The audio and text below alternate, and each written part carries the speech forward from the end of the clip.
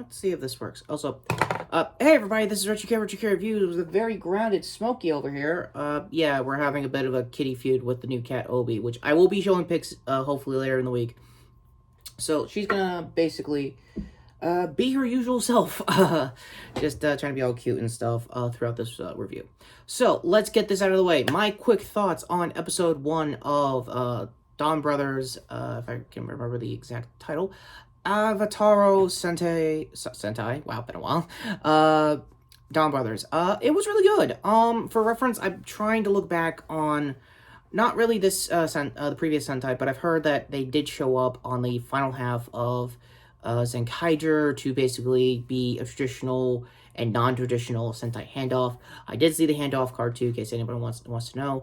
I think it was good. It was executed perfectly. Like any previous Sentai handoffs, they do basically show the theme of the show early, like they've been doing in the marketing, probably leading up to this.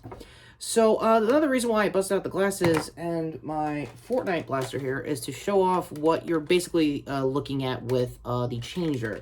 But we'll get more to the actual gear itself later on. Starting off on the cast, not a full team reveal for its first episode, but you get enough of what the budget's going to be, what the CG is going to be as advertised for what everyone was saying leading up to the show.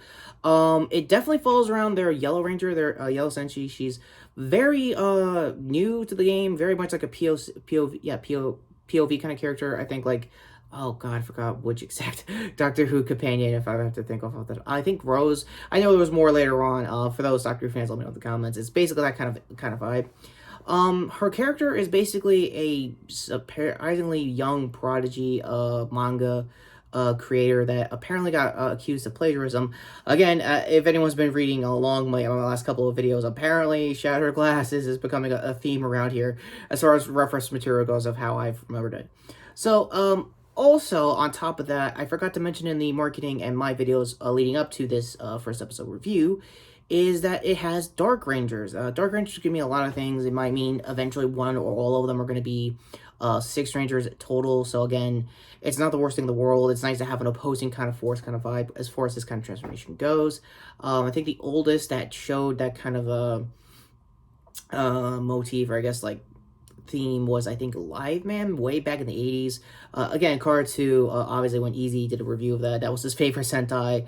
I would be like that with Jetman personally if I had to do a re-review or a proper retro editorial of just old school Showa to Heisei era 90 Sentai. I would totally go there. But in the meantime, it was really good. It was very nice. It's definitely her perspective trying to understand the world and how the minions are going to work. And another reason why I busted out the glasses, apparently, whoever's, I guess the showrunner other than, I think, Inori, I think he's involved. I might have made a Toku meme of him probably trying his best not to piss everyone off, how he's going to plot, I guess, it was a Critical Role meme, long story short, just trying to, like, plot out his executive producing. And every single writer fan's like, okay, he's going to kill one of them, isn't he? Yeah, he's going to do it. But we'll get to that, hopefully, later on in the 10s or 20s, when we get into later arcs in the Sentai. Ultimately, the evil Sentai guys are a 3-man group, which is cool, very nice, very showing. The blue Dark Ranger is basically, I think, a reverse, like, Tuxedo Mask kind of thing. He's trying to act like Mr. Stereo Girl, and then he, like, goes, no, I'm really gonna steal your girl, don't even fight me, bro. Kind of vibes. So yeah, also he's probably gonna have the most kinetic fight scenes, because when he was going after one of the early monsters of the week, he basically pulled some Kamen Rider shit. It was actually really cool. Another thing I noticed later in the episode is when he took out yet another monster of the week, all the minions were like, yo, we cool, we got you, we're like, you're like, I think it's like a show of strength of like this kind of outfit as far as bad guys go. I don't really know their full attentions yet, which is nice. So yeah, she basically also sees, like, the other world. It's basically more augmented reality kind of thing with an alien side of this, theme, as far as Sentai themes go, which is actually really nice, very fresh, very nice. So the big question is, how is this related to gokaiger? If I had time to sit through the whole series again and rewatch it from the start as, like, I guess a podcast, review of, like, the whole series since the whole thing is now finished. The theme of that is, yes, of course, it was the 45th anniversary Sentai, but it was also very multiverse related. So the reason why you're seeing a black gokaiger of their Red Ranger is mainly because that's still the same actor, but he's playing it a different way. Again, this is more or less what's going to be happening in the Multiverse of Madness. MCU wise, you're going to be seeing different versions of Wanda and Doctor Strange. They're all going to have like different aspects of life and stuff like that. Again, go to my What If Captain Marvel Legends review, where I explain more about how that kind of storytelling is going to work. And that's kind of more or less the same thing here. The big thing I didn't see right out of the gate is not a lot of a certain Gokai change. Now, another thing in the marketing that everyone has found out is that the Zenkaiger coins that they're borrowing off of now as the Donbrothers coins may be summoning them not just to recreate ending scenes. I think the whole big thing when Zenkaiger was doing is they were recreating prominent moments of Sentai. The one that got viral that got my attention that I almost made a short of, I don't know if I did, was them recreating basically Jetman's ending. So in Donbrothers' case, they're going to probably do the anniversary sequel series route that I think Ginga S fell into that trap too. I could be wrong. Let me know in the comments. Is by basically transforming into an actual past team. I think they did in this episode. I forgot who did what there. I could be wrong. Let me know in the comments down below. I just watched this the other day. I'm going to probably rewatch it again when I do a full season episode 2 review, in case anything. Don't expect this to be weekly. I'll try to do shorts of like big collages of the stuff as far as like future episodes go. So again, this is my whole broad thoughts as it is right now. Another thing I wanted to bunk out of the gate that T.J. Maker promptly did in his review, by the way, Card 2 also, is that he found out that, or a lot of people in the Toku community found out that this might be their last Sentai. Turns out, and again, shout out to Teacher Maker, basically debunking this, is that it's something producers like to say to Sentai cast to like liven them up and get them like very hyped to do like the best performance that they're ever going to do with these characters. Again, that's not bad. So, now we come to basically the gear, and they're basically a slight downgrade to what you got with the Zenkaiger blasters.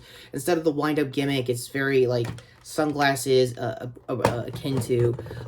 And ironic as this sounds, this might be another case of Sentai borrowing off of Power Rangers.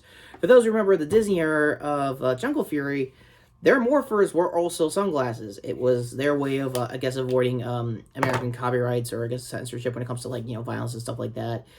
Also, I will still say Geki Ranger's morphers are probably cooler than Jungle Fury's, mainly because of the gloves. Sleeveless. I'm a fingerless glove kind of guy. If I ever do a Nerf loadout for any Sentai team, I would kind of go that kind of route. Also, Pork Scoop Q, it's very viral final attack for Geki Ranger. So I'll if I can find it, Card 2, if you know, you know, kind of vibe. Ultimately, should you sit through this Sentai? On the whole, yes. It has a very strong start. I'm waiting for episode 2 to see if it continues that, because they are going to question more members of the team and stuff like that. Also, Geki brother showed up. I could be wrong if I got the Pink Ranger's name, Sentai-wise title wrong. He only showed up to help out in the fight scene. He didn't get a full character episode, just explain who he is and stuff like that, much like the Yellow Ranger did in this episode. So, my big concerns was obviously his CG, and turns out Toei is thinking that too.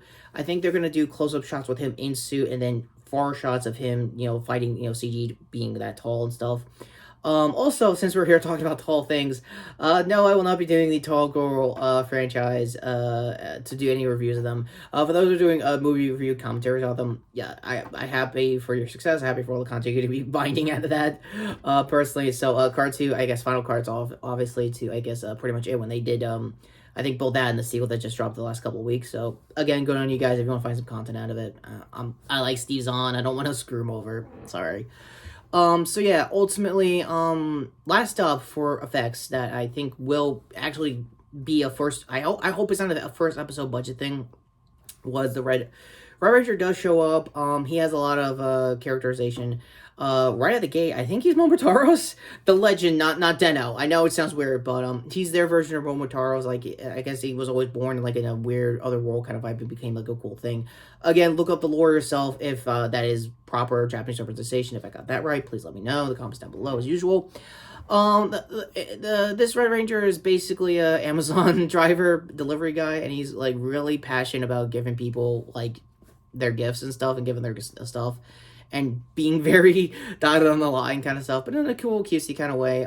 I can't really get much of a gauge out of his scenes. I don't know which of his dialogue is going to be like, the catchphrase is going to be running, he'll probably run to the ground like most past Red Rangers have done in Sentai.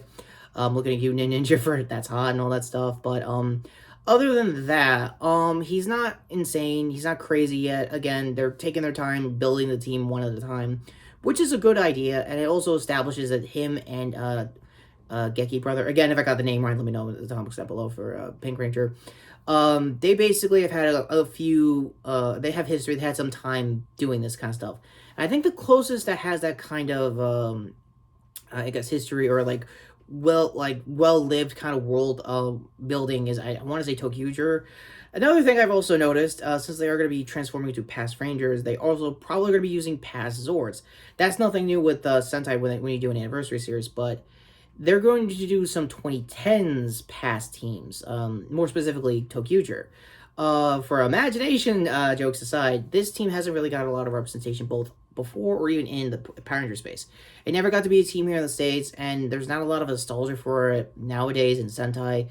But to see them go this hard in the marketing, which means there's probably someone in the writing staff or somebody who worked on that and wanted to give that a proper send-off. Again, I could be wrong, let me know in the comments. So yeah, final ratings time, and I guess Dawn change aside. What is my overall thoughts for the show as is? Again, this is an episode 1 budget, so again, everything you're seeing with the CG, especially with Donbrothers Red's, I don't know his full title, again, my apologies, for his personal Zord being fused with, I think, a Zenkaiger Zord. Again, that could have been an episode in Zenkaiger. I think I heard that was the case. Being used into basically a Gridman world for the Zord fights makes a lot of sense. This is basically a mix of augmented reality and a little bit of magic. It's like magic and technology coming together in this kind of aspect, which is really nice, very interesting, unless it's aliens specific with the motif when it comes to the Monsters of the Week. Please, again, let me know if I got that off by I don't know how much in the comments down below. I've been saying that more than usual, so with that all said, I'm interested. I want to see this again, and as a final rating, for a Toku scale, it's definitely a good, I want to say 8.5 out of 10. It's got a lot of very interesting concepts. It has a lot riding on it as the first traditional sequel series, and God knows how long it's Sentai. I could be wrong. There might have been a show or a team that might be a sequel series to it, or maybe early Heisei. Again, let me know if there was a team that was supposed to be a sequel series to a previous Sentai. Haven't been many compared to Akama, I'm going to be honest, also there. So with that all being said, I am Retrokid Reviews, and this is a very interesting Sentai. It really is. Encore is finally coming up to my first hand here, obviously to my previous content. Other hand here to my shorts playlist. I will probably, like I said, we'll be doing updates in the shorts in case something cool or something viral happens, like a past Sentai actor showing up. Things like that. That usually does get my attention as far as seeing how crazy or how interesting this series is going to get to. Sure here, as always, to sub to the channel and notification bell down below as always. With that all being said, I am Retrokid Reviews, and whew, what a weird yet interesting way to kick off the first sequel series to an anniversary Sentai. Not bad, could be worse. There's a lot riding on it, and why is he so tall? Why is he so tall, you know?